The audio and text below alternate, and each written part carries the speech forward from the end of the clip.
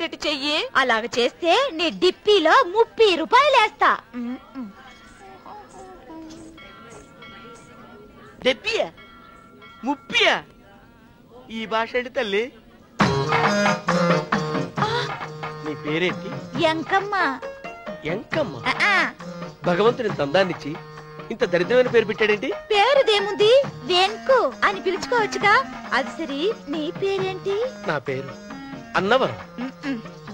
ఏంటి నచ్చలేదా? వాంతొస్తున్నట్టుందా? ఇష్టం లేకపోతే అను అని పిలవచ్చు కదా.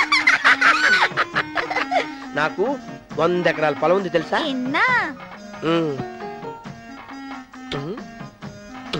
ఏంటి?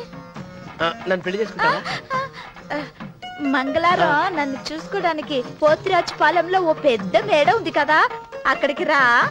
మిగతా విషయాలు గుళ్ళో మాట్లాడుకుంటే ఏం బాగుంటది. అక్కడ